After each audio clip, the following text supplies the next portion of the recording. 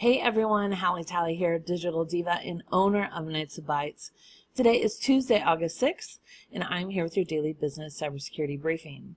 Today is our last day of cybersecurity misconceptions, and with that we're going to focus in on the old mantra of, well, my IT guy takes care of that for me.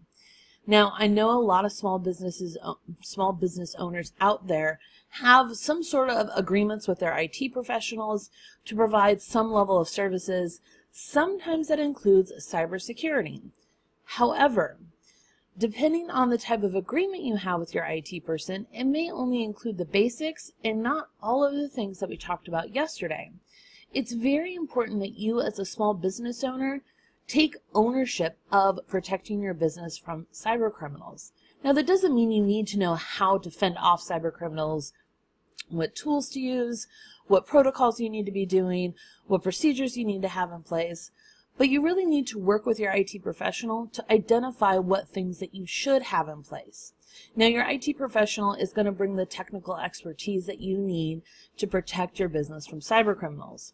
But it's up to you as the small business owner to still make sure that your IT person is being held accountable. Now, there are a number of different ways that you can do that. I'm not going to get into all that nitty-gritty today, but what I really want you to focus in on is making sure that you're just not making the assumption that all of your business is protected from the variety of ways that cyber criminals can get into your business network. Now, I bring this up because many small business owners out there are fairly new, or maybe not new, but have only had IT agreements in place for maybe the last handful of years.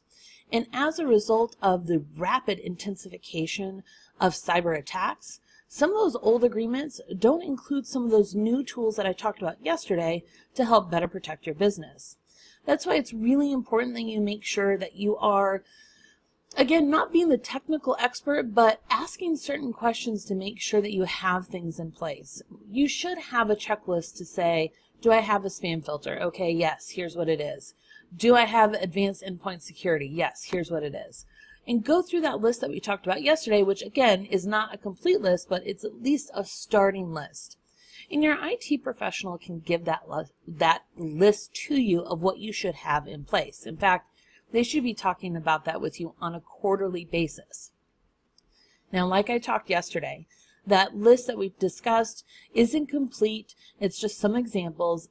Most of those tools aren't free. They do require some sort of subscription through your IT provider or some sort of licensing agreement, which is why don't make the assumption that you shouldn't make the assumption that your IT provider is just giving that to you, because those licenses typically are licensed to you as the business and not just a free thing that your IT provider can give to you. So that's why it's really important that you make sure that you talk to your IT professional to find out exactly what they are and aren't covering. Another little asterisk that I'm going to put in there is that a lot of IT providers are no longer covering remediation when it comes to viruses, ransomware, malware, essentially cyber attacks. Now, some of them are, again, it depends on your agreement, but that's a question you really need to discuss with your IT professional. You need to make sure that you understand completely what happens when you get hit with ransomware, or what happens when your server crashes. Even if it's not related to a cyber attack, you should still be able to understand and know if that's going to be outside of your agreement or if that's covered within your agreement. And what are the service level agreements that you have in place so that you know what the response time is. That if your server crashes or you get ransomware, how quickly is your IT person going to be on site? And is that a billable charge or is that covered under your agreement? These are all good questions that you should be discussing with your IT professional. And again, most of the time, those older agreements that maybe have just been kind of grandfathered in don't necessarily have those updated arrangements, and that's why it's really important that you verify with your IT person what is covered and what isn't covered. And then go back to yesterday's video, jot down that list of items that I recommended that you have in place. Again, that's not a complete list, but take that to your IT person and discuss whether or not you have those things in place.